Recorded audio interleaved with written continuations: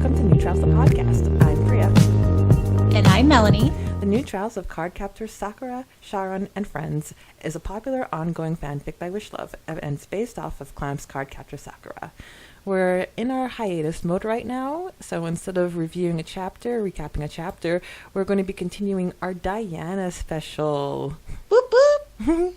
Okay, we're going to read her comments from from the Q&As, and then we're going to lead into Arc 2. So this is the New Trials, the podcast, Q&A number 1.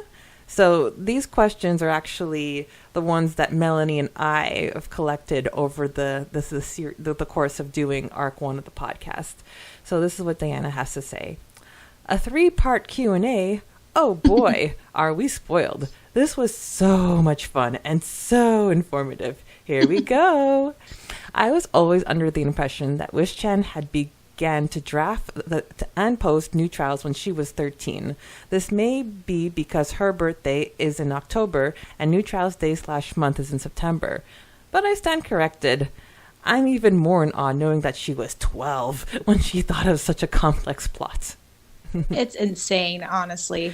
Absolutely crazy. When you have such a love for a fandom or like for a piece of art, it just shows no bounds.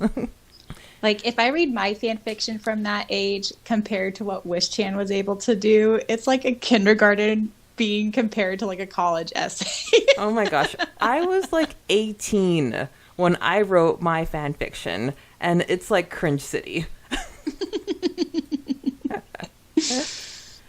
I was so surprised to learn that Riren's birthday is on January 14th. Fujitaka is also a Capricorn, and his birthday is on January 3rd. So I guess you could say Nadeshiko has a thing for Capricorn men. Makes me wonder which characters' birthdays we're missing. Oh my god. Super funny. The Amamiya necklace is bigger than I imagined it to be, and yet it's smaller than what I thought, considering it's a literal dragon's eye. I'm glad we got that one out on the table. It's interesting to know that the Lee clan would have been fine with an Amamiya having a 5-force treasure, considering the literal hell they gave the Takanas for refusing to hand over the Mirror of Truth. Do you think this was because Riren was still alive and had feelings for Nadeshiko, making she was untouchable? Or was it because they were afraid of the Dark Ones would gain access to the mirror due to the Chang family's alleged relationship to the Mizuki's family? I say alleged because I'm not 100% convinced the Chang family wouldn't have existed without Mizuki Mayura-sama. I mean, we got clues to it since Arc 3, ... Let's see. I'm leaning towards the latter. I really am. I think that's going to be one of the last final big twists leading into the finale. Yeah. And like, but I also agree that Nadeshiko did fall under Riren's protection. And he was their chosen one. So if chosen ones got, like, it's weird because if we go back to New Trials, Sharon, he came back to Japan because there was a threat. But as we learned in the Sharon special, his uncle made it very clear that it's like, you can go back, but you can't have a relationship with Sakura. You have to like really be cold towards her, and that's the condition of going back, which is why we had the chapter where he had to say like, oh, I have no special feelings for you, even though he does. So maybe they were trying to prevent another Riren Nadeshiko relationship of sorts. Oh, I love that. That's a good theory. Yeah. I mean, it would make sense because, you know, they already had one chosen one choose an Amiya woman, and they're like, it's not going to happen again. So, ooh, I like that. I don't know. Now I'm torn. I like both. I'll be happy whatever happens. Just update Wish-chan. April 1st is coming. Just saying. Miho's punk/rebel preference. I noticed that Kai teaser too, but I don't remember if I pointed it out during the audiobook, the podcast, or Priya's new trouser revisited. Who knows? It was during one of her comments. Yes, in New York. Mm-hmm. Clear Card is coming to an end at the second. Oh, Clear Card is coming to an end, and the second anime season was announced a few months back. I'm curious to see what other things Wish-chan was also able to predict. Oh snap! I didn't know that. That's Clear Card, exciting. the manga.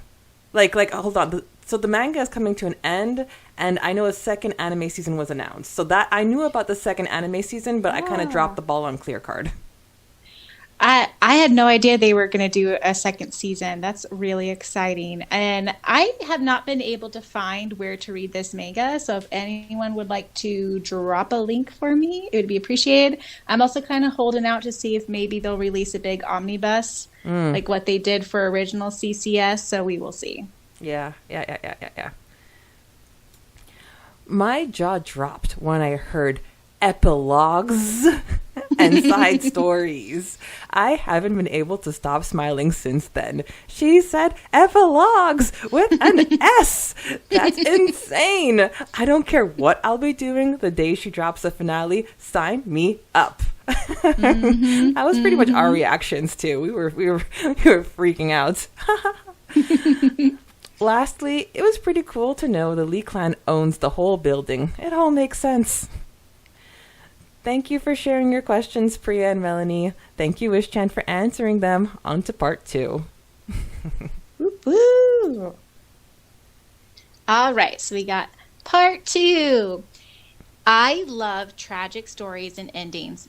Don't get... Oh, and by the way, guys, this was the Q&A where we were asking viewer questions. Or listener questions. Yeah, listener submitted questions. I love tragic stories and endings. Don't get me wrong, I also love good, happy ending or an overall fluffy and or funny story. But there's something about the drama and the angst that comes with a tragic story / ending that just calls to me. But the funny thing is that I'll always be the first one to pray for my favorite character's survival or safety. You'd be surprised how often my favorite characters die. In fact, there are some characters whose deaths I refuse to accept, even if they made sense plot-wise. Hashtag Hedwig. Oh. She's still alive, Melanie. She's still alive. Yeah, she flew away. She was not stuck in her cage. She flew away. That's exactly what happened. My other one is, spoiler alert, if you're reading Divergent, I'll give you a second. Triss from Divergent is also my other one where I refuse to acknowledge the ending of that Dane book. Looks so stupid. Anyway. Okay, continue. Kai would have been one of them, since I guess you could say I was a little concerned for Kai for a portion of the story. Thank goodness he's alive and well. I think it's safe to believe Wish-chan will give Sakura and Shout-on a happy ending, but a small part of me is still concerned over their safety. X/1999 is a Clamp work. I haven't read it, but I know it's considered as one of their most famous works. The catch is that it's unfinished, and fans have been waiting for the new /final chapters for 20 plus years. The plot focuses on the apocalypse. Oh, fans. I think that ship has sailed. Hey, you'd be surprised. What's the one I'm thinking? Not Full Metal Panic. They released new of that like 15 years afterwards or something like that. So I mean, you always gotta hold on hope. You never know who might throw money in their direction and do it. You know. That's true. I was happy to hear about Kai's video game. I'm guessing he might partner with Tomeo and make it into a possibility. Maybe it's merch for another movie. I'm hoping Kai changed his ending now that he got what he wanted. Though knowing him, he probably changed it to, if you don't help Kai, Maylin will break up with him. Me hearing about the 90,000 word chapter. Wish-chan! Oh, R.I.P. my vocal cords whenever I get to that. To Priya and Melanie, I bet you will be having a lot of soccer and shout-on scenes in Side B. They did run away from the party. And for Melanie, I have the hunch we'll be getting some Errol and Tamea scenes. Something tells me Errol will be joining the team in Hong Kong. Maybe we'll get a Leon versus Errol battle, since I believe Wish Chan dropped a few hints, and with all those Leon and Tameo / Errol scenes. Oh my god, I'm dying. I'm so excited. I'm hoping Kai and Malin tell us why they're fighting and finally get back together. Ugh, those two, I swear. I would have kittens and I would die if we get like a confrontation between Leon and Errol over Tameo. Like, I would be done. Okay. Lastly, my favorite part of this Q&A had to be Wish Chan's beautiful words to the NT fandom. We're here for you, Wish Chan. Thank you. Thank you for sharing the members' questions, and thank you, Wish Chan, for answering them. On to part 3. Yeah, I really liked the fan-submitted questions, because here we are, you and I, talking about neutrals for like months and months and months, and now we have all these fans asking things that we would never... Because, you know, we would have asked it if we thought about it, but we didn't think about it. Other people did. And now we get to enjoy the answers. Yes. Love it, love it, love it. Okay, so the last part of our Q&A, this is what we affectionately called our third host questions. So here we go. Last part. Thank you so much. Model UN. My mother used to be in charge of it back in the day. She took it so seriously and always had the coolest stories. Little me thought the high school students were coolest people on earth, with all of the awards and trips and their suits and ties. This made me want to join Model UN as soon as I could, and I did, until I realized how much I hated it. I quit around the 6-month point, and a huge pressure was lifted off my chest. One of the best decisions I ever did. I think your mom may have been biased, Diana. She glamorized it. Yeah, but you gave it a shot, and that's what counts. Exactly. Wish Chan, that story was so creepy. I've only had sleep paralysis once, thankfully, but the experience was so scary to me that for years I've had the fear that it would happen again. When it happened, I didn't know what was happening. So I naturally and genuinely believed for years that I had been visited by a demon between 10 a.m. and 9 a.m. and 10 a.m. It wasn't until 6-7 years later that I learned about sleep paralysis from someone else. Oh, that gave me chills, Diana. Oh, I hate it. I hate it. I hate. Yeah, I remember that answer from Wish Chan. Oof. I was 3 years old. Sorry. I forget how young some of the people are. Oh, okay. Yes, Melanie, they're not all our age. I know. Sorry. Okay. I love you, Diana.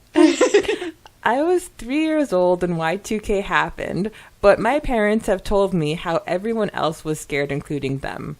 I believed they had thought of a plan in case it happened. Luckily, nothing happened, and they laughed about it. What I do remember is 2012.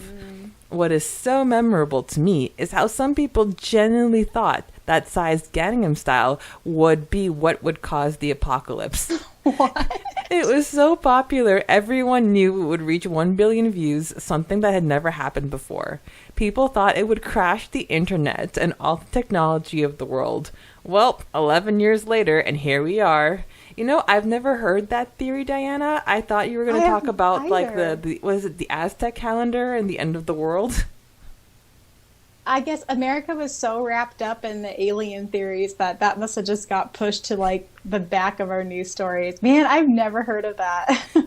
Oh, speaking of alien stories, Melanie, your UFO story is so creepy, I won't be able to sleep well tonight.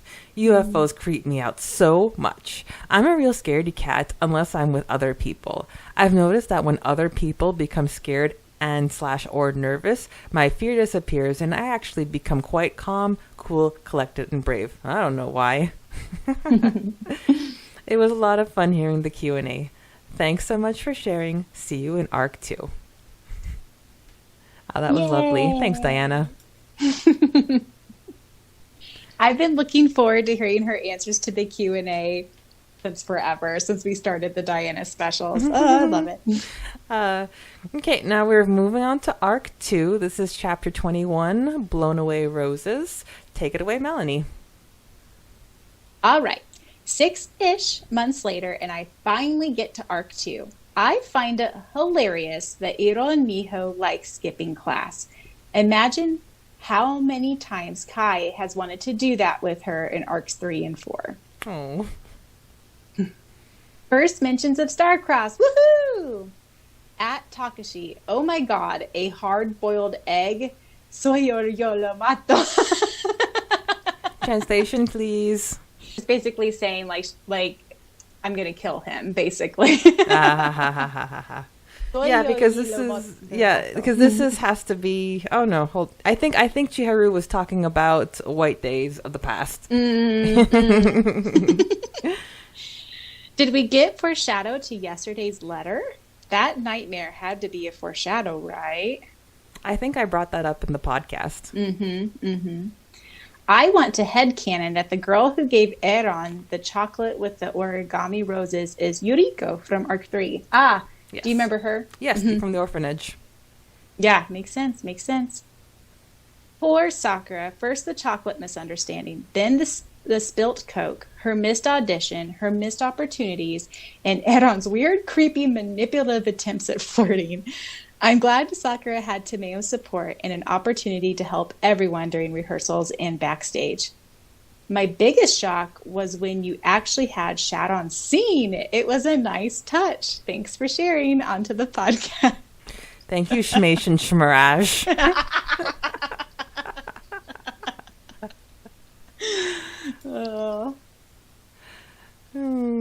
Okay, this is the podcast episode for Chapter 21.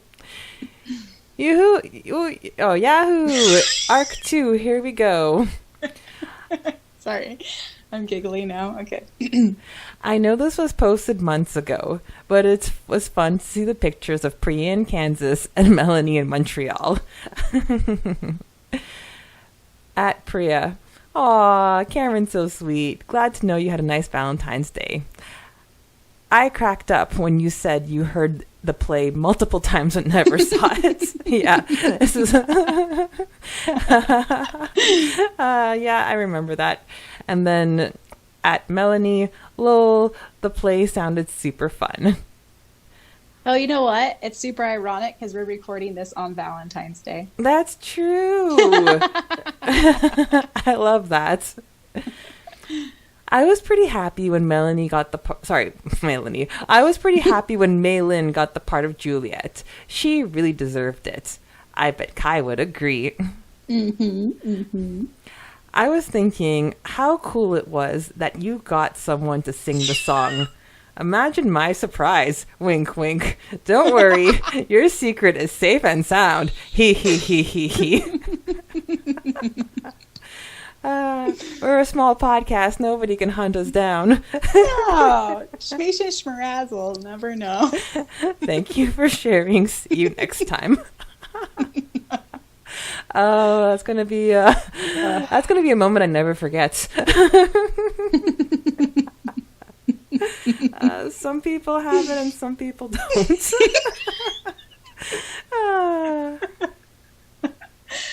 Oh, goodness. Oh, I needed this. Okay, moving on to Chapter 22, No More Solitude. All right, off to a great start. Let's see, let me get into my audiobook persona.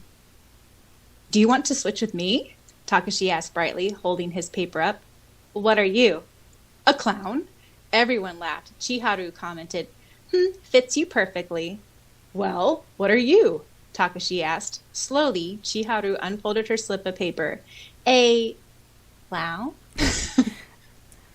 OTP meant to be. I completely forgot Aaron had given Sakura a bunny plushie. Now my headcanon is that Aaron's favorite animal is the rabbit. Looking at you, Mooney-chan. Aww.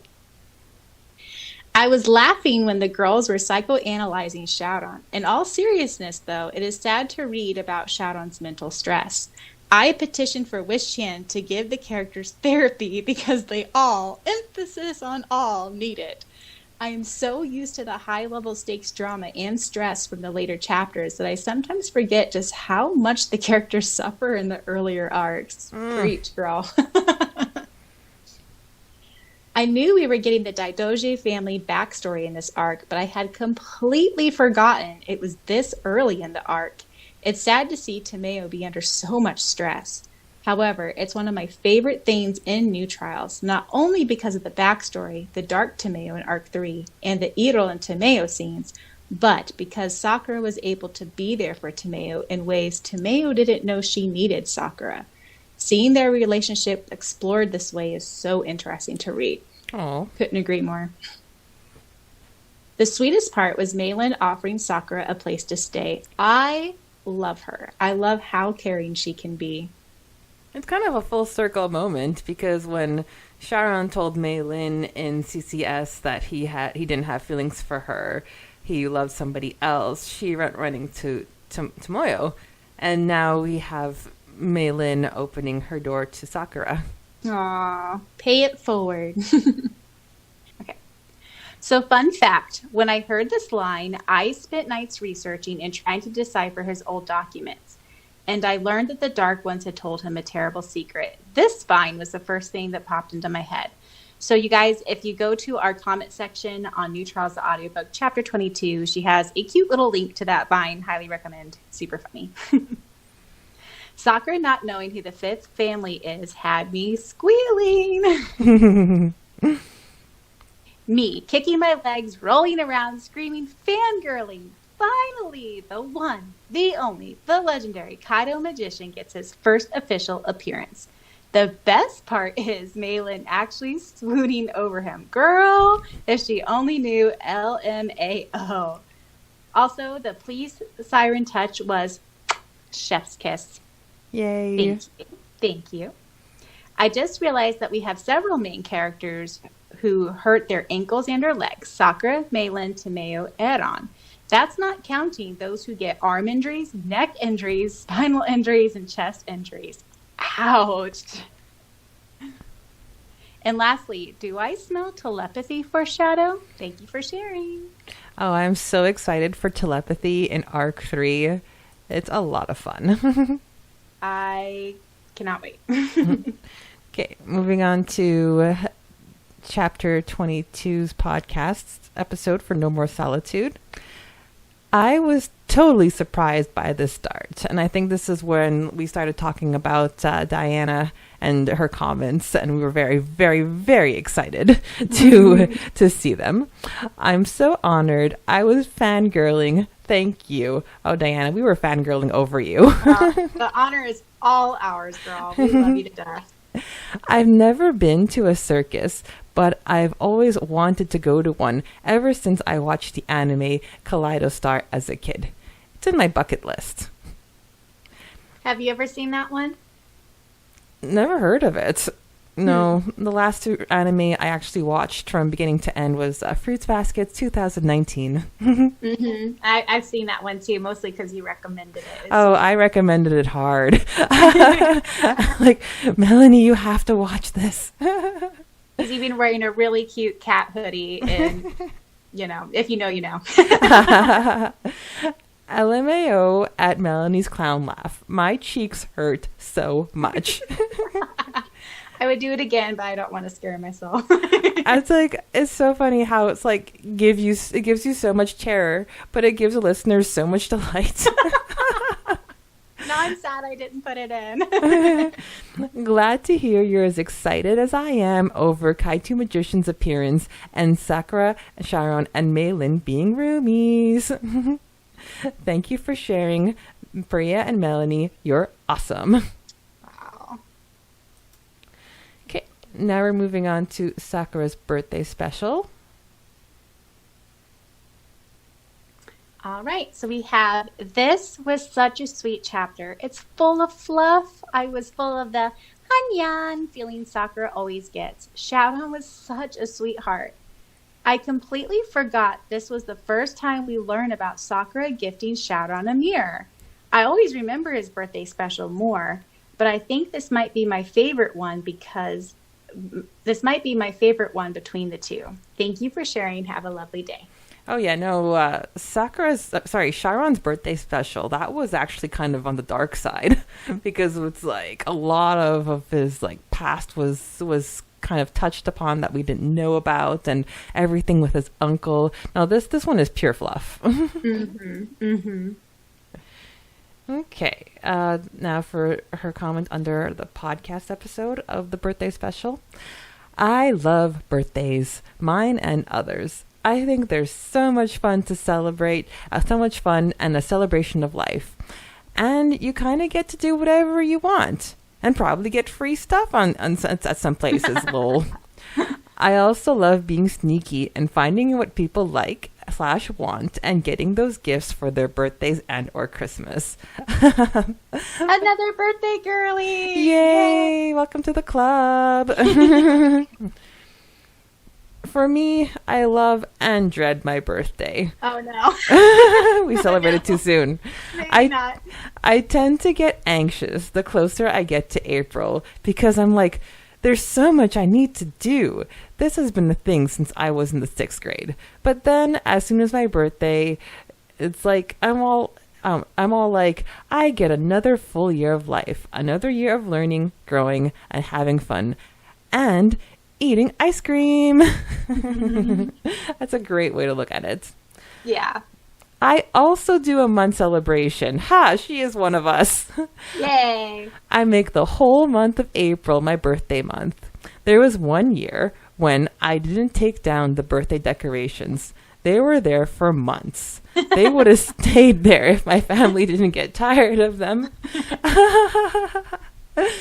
Preya, that's such a sweet story. That's lovely. I think I probably talked about my surprise party. You did. I also forgot the cake and the candle part. I always remember the ribbons, but not the other stuff. Thank goodness for the audiobook and podcast. Thank you for sharing. Have a lovely day. That's a sweet one. Moving on to chapter 23, Kaito Magician and the Diamond Necklace. This episode gave me 90s anime vibes. Meilin, Shaoran, and Sakura living together equals me living. Meilin being their winged woman equals life. I feel for Tomeo so much. It's tough when you have family drama and you feel like you can't tell those closest to you. However, the evil reader in me enjoys the turmoil. Oh my God, I know I'm jumping way ahead, but Tomeo thinking she really hated keeping secrets from Sakura, yet sometimes there's things that even your best friend can't understand, totally made me think of her situations in chapters 68 and 72. She never tells Sakura what happened at the Lee house once Iro showed up to save her life from Leon, and she never told Sakura what she told Leon about being kidnapped. To take it a step further, it wasn't until now that I realized the parallels between Tomeo and Clow. Wow, Diana, that's a fantastic observation. Yeah, for sure. Oof, man. I don't need a father. Oh, hold on, let me get into my Tomeo voice. I don't need a father. I've lived all these years without one. In my memory, I can see my mother. Of course, she's always been busy with her work when I was a child. I never cry because I remember my mother once saying proudly to her friend that even when I was little, I didn't cry. But I want to talk to someone who can understand me. That's sad. Yeah.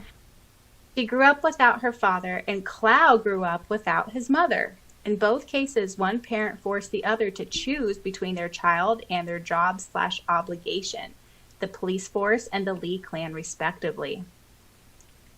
Wow, Diana.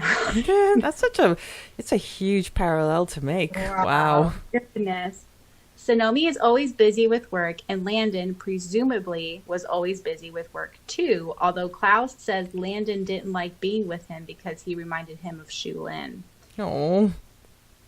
Tomeo never cried as a child, and Shulin tells Sakura that Cloud never cried as a baby. They both felt lonely. The difference is that Tomeo has friends, but it seems Cloud never did. Or did he? Good gravy. You are like blowing my mind right now, Diana. I wonder, like, if he didn't have friends, that's why he created, like, Hiroberos and Yue. For sure. I will definitely come back to this in the future. Moving on.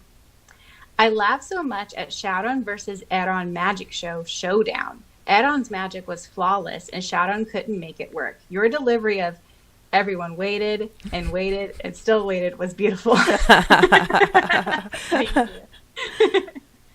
Me completely losing it. Kaido magician! He's here! I've waited for this moment. Let the fun begin. Well, we know who the president of the Kaiju Magician fan club is.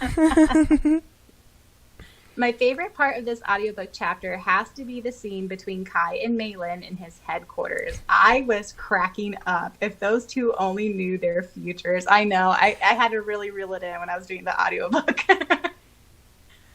Lastly, I completely forgot Kai rented an apartment and paid rent. I always thought he was living in an abandoned shack or something before he moved into Sharon's apartment building. Oh. Thank you for sharing. Take care. Yeah. Well, the guy knew how to keep a low profile, that's for sure. Okay. So this is the podcast comment under Chapter 23, Kaiju Magician and Diamond Necklace. Another lovely podcast. Smiley face. Tanny sounds so sweet. It's so cool you got to talk. Ah, nice memories. Mm-hmm. I love how you noticed Malin's attitude change. I totally didn't make the connection of how far she's come from what is that girl doing wearing the shirt I bought my darling Sharon to I want her to wear his clothes because A, I support the relationship, and B, I want to tease Sakura. Hear, hear. I agree with your Tomoyo analysis. I was nodding the whole time. It's kind of fitting that Tomoyo would think of Mei Lin's kidnapping as romantic since she's a movie director. On another note, jumping ahead of the story, she doesn't think it's romantic when she got kidnapped, sort of, in Arc 4. But who knows? Ariel saved her, and now she has another suitor at her feet. Priya, I like your headcanon regarding Pero-chan. Pero-chan is a spy. Pero-chan as a spy is such a cute image.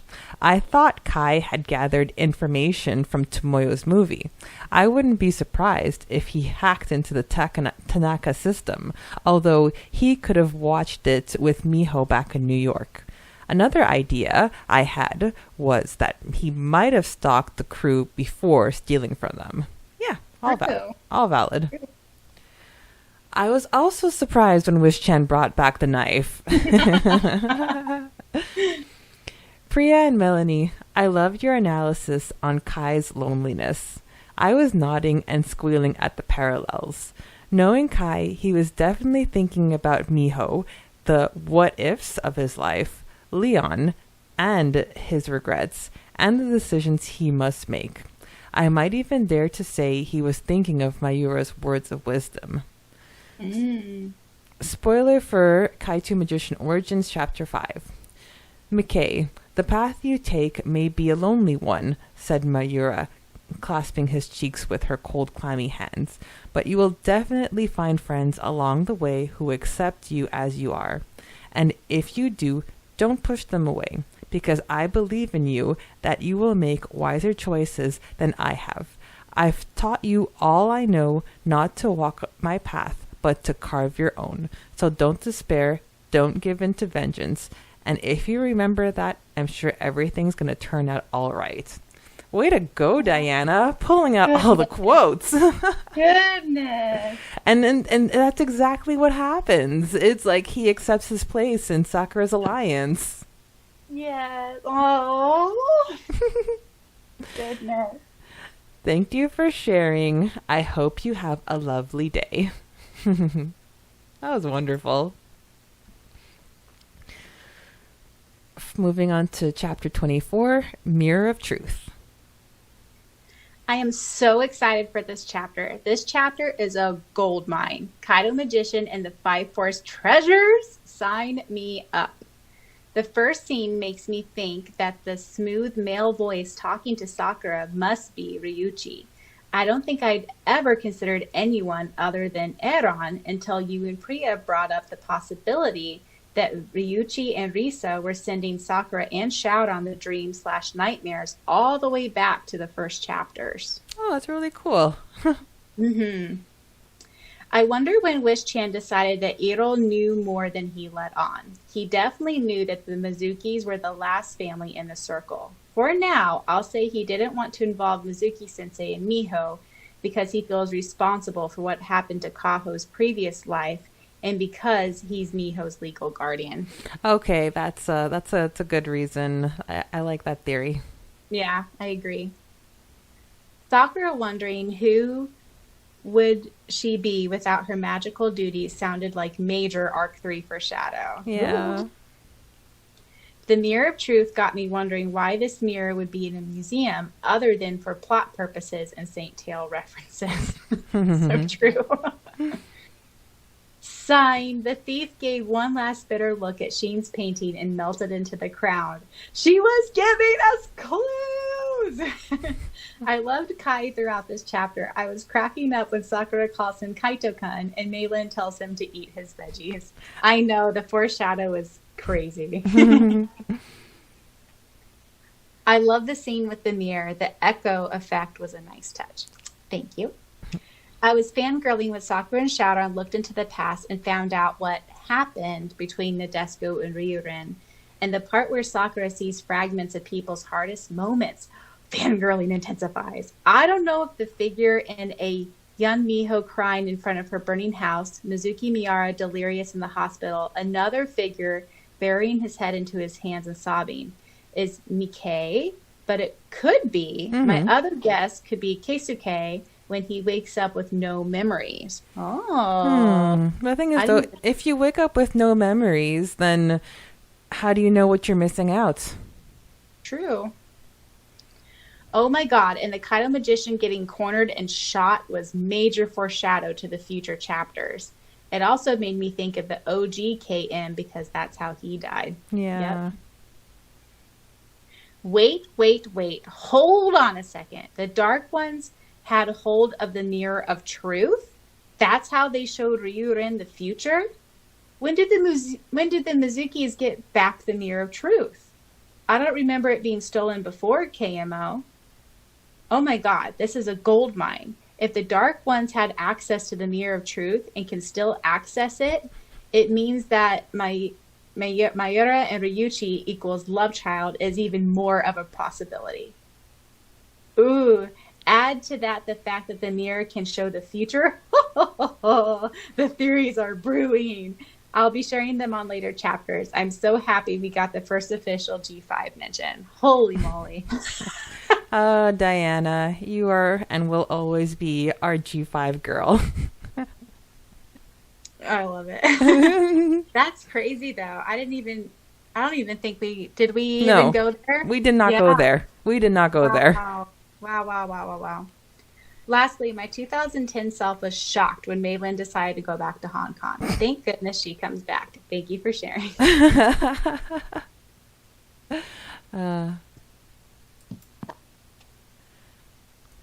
Okay, so for the Chapter 24 Mirror of Truth podcast episode. What a lovely podcast episode. Thank you for the shout out. I think I was blushing when my name was mentioned. I wasn't expecting it. And yes, Melanie, we should talk about Tara one day. Yes, please. I've been to so many museums, but I can't pick the coolest one. I can, however, pick a memorable experience. As a high school graduation gift, I traveled to Canada. Yay! I went to Pier 21 Museum in Halifax, Nova Scotia, Canada. It's a museum dedicated to Canadian immigration history.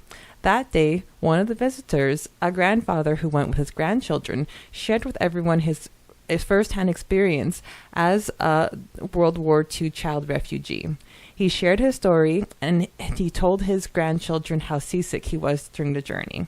So, fun fact, I was in Halifax in 2007, and that was around the time the museum just opened. So they were very scarce on, how do you say, like, I don't want to say memorabilia, but what do you call things in museums? Like Artifacts? The artifacts. Yeah, it's so weird calling them artifacts because it's not that long ago when you think of like the history of time. But yes, yeah. I do remember that museum opening, and we got to go see it, and they did a really good job with what little they had, and I can only imagine how much they've grown since then. But yeah, for sure, because Halifax, Nova Scotia, it's in the east of Canada, and that's where the Atlantic Ocean is. So people who immigrated from Europe, that would be definitely like their first stops before moving west into Canada. So that's why, yeah. So that's why Halifax has that museum and has that place in the history books. I agree about Wish-chan biding her time. It's what makes more sense. It'd be good to ask Wish-chan if she always meant for the Mizukis to be the final family, or if she had another family in mind. Well, we'll have to tally that, and if she gets back to us, we can ask. I haven't watched Saint Tail in a long time, but I think the mirror is supposed to just show you, or Mamie, the MC, as the person you truly are, and not what society expects you to be or what you want material-wise. I'd have to re-watch the episode to confirm this. However, in New Trials, it seems like the mirror goes along with both of your interpretations, given what we know Kai saw and what Sakura sees in Arc 4. I like your headcanon, Melanie. It makes sense since it fits Riren's personality. We shall see. I think she's, I think it was Riren seeing Sharon, his son, being with Sakura in the future, and so that's why he decided not to, like, pursue Nadesco further. I believe. I need to confirm this, but the preface in Chapter 1 of Legacy of the Five Forces was released around 2003-2004, which would be about 2 years after this chapter was released, I think. In it, Wish-chan makes a correction and states that she mixed up the Reed and Mizuki powers. Oh, remember we were confused about that? Yes. For the rest of New Trials, the Reeds have contract magic, and Mizukis have heavenly bodies. And that makes sense because the Clo cards are contract magic. Yes. Yeah, that makes so much more sense. Thank you, Diana. I, too, forgot how early we get possessive Aaron. I always remember his possessiveness in Arc 3. He definitely liked the idea of Sakura way before he learned to like her for her. That boy goes through so many stages. Character growth. He really wanted the whole enemies to lovers trope, lol, and instead he got to enemies to lovers to friends. I love it. Thank you for sharing. I hope you have a wonderful week. And I think we're going to close off with chapter 25, and that's Parting Friends. So that's when Mei-Lin leaves us. So I think this is a good time to choose our last chapter to cover. Go for it, Melanie. All right. So we got, yay, as expected, Sakura got the role. I'm glad she was so happy that Eureka's snide remarks didn't affect her. I was surprised to find out that Aaron thought of Mei-Lin as the pretty Hong Kong girl. Girl's got eyes. I understand why Mei-Lin had to leave, but I was so sad when she left. I love that Sakura and the crew organized a goodbye party for her. She deserved it.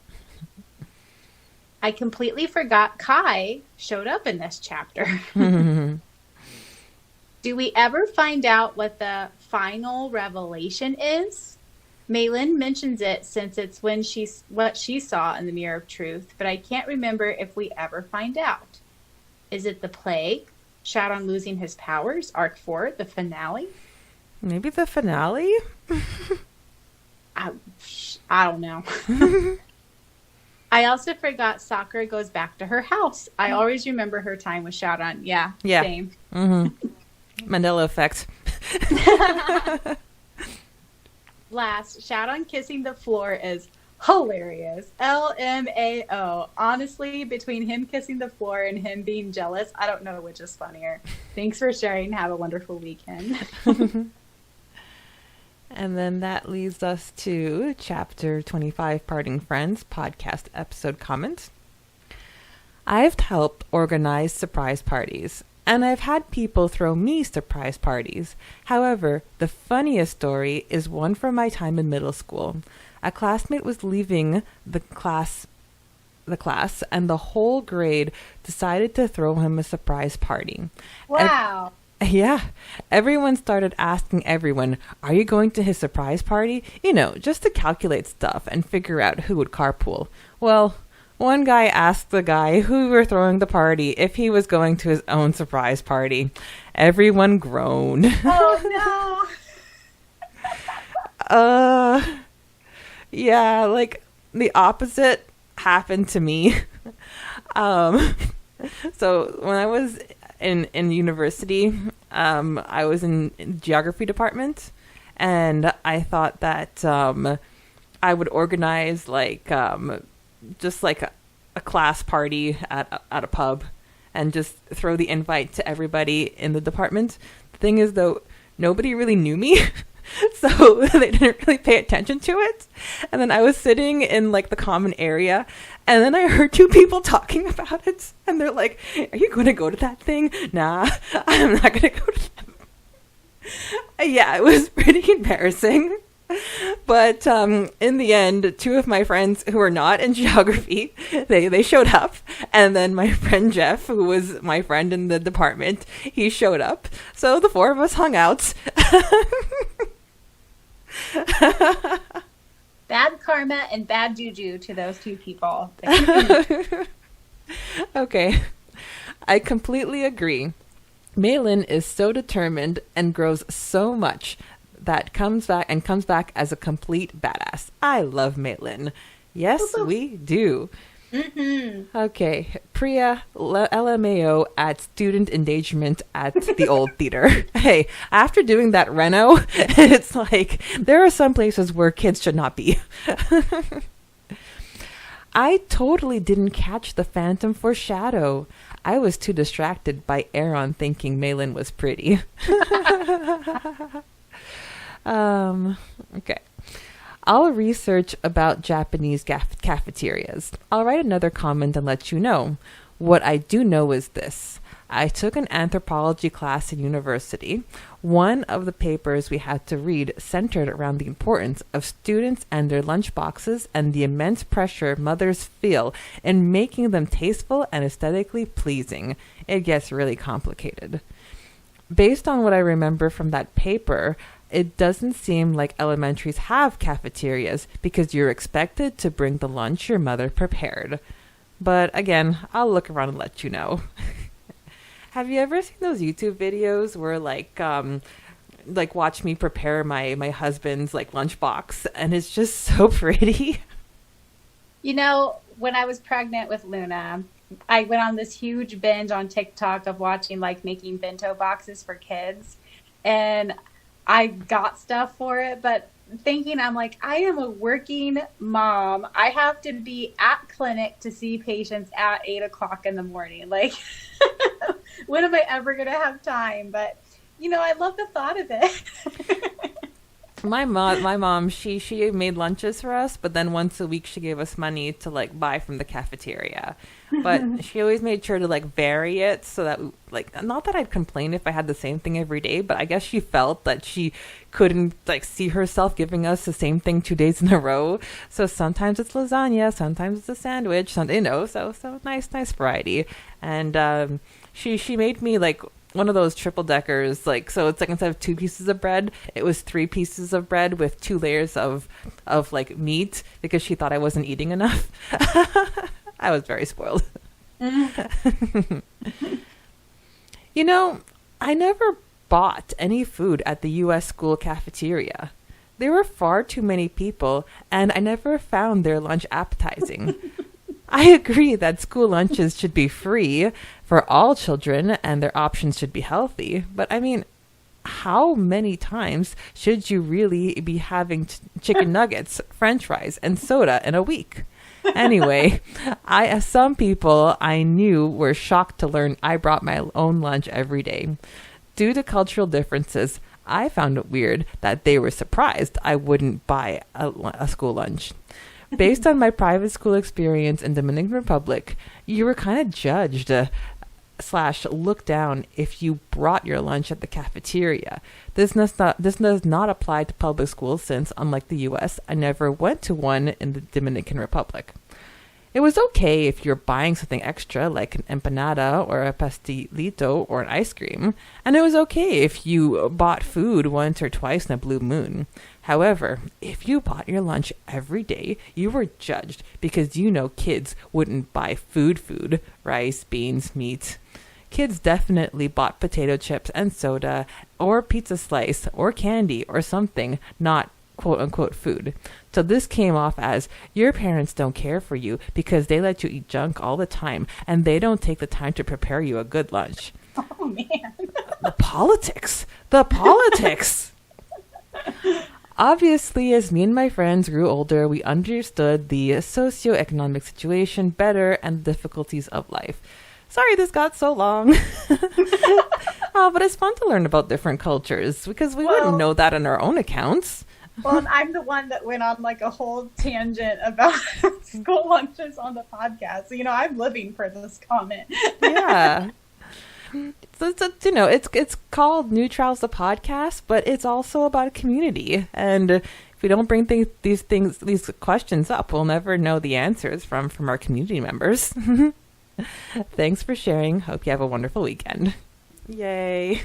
Oh, she actually commented one other time for 25. She did? Yeah. Do you want me to read it? Please. Okay. So then she says, hello, as promised, I looked into Japanese school lunches. I love you, Diana. I love you so much. Okay, this is the summary. Japanese public schools provide students with school lunches. These lunches are not free, though. There is a fee system for this service, but it's generally quite affordable. Rather than go to a cafeteria, like in the United States and many countries, the lunch is brought from the prep room to the classroom.